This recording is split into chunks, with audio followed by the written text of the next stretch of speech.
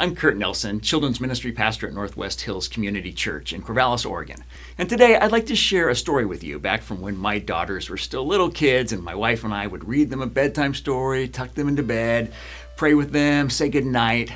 That should have concluded our parental responsibilities for the evening, but one of my daughters, my little Emily, wouldn't give up that easily. As I'd walk out of the room, without fail, she'd ask a question like, "Dad, do fish sleep at night?" "Yes," I would say, and start to leave her room again.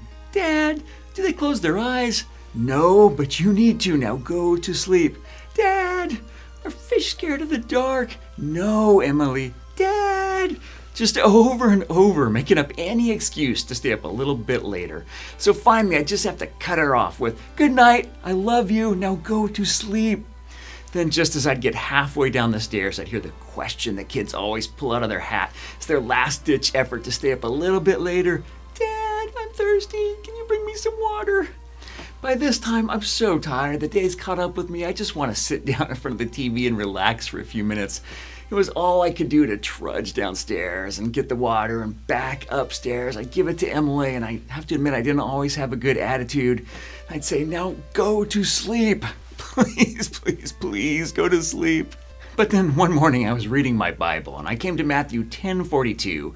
And you know how you can be reading something but not really paying attention?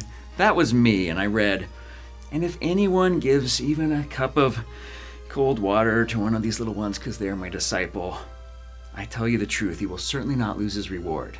Wait, what was that? "And if anyone gives even a cup of cold water to one of these little ones?" Wait, God, are you talking to me?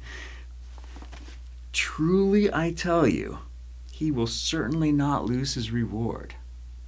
Are you kidding me? God notices and cares about those little things? That verse changed my life.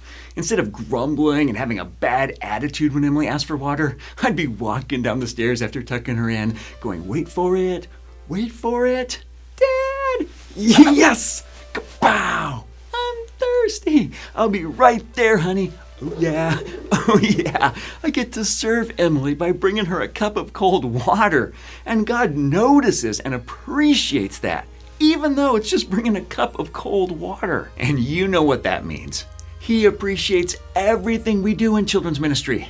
Not just when you present the gospel or baptize a kid or visit them in the hospital or train up a new volunteer, but also when you order butcher paper for the resource room, when you scrub a dirty whiteboard, when you run to the dollar store for some last-minute prizes, when you pick up trash after a meeting.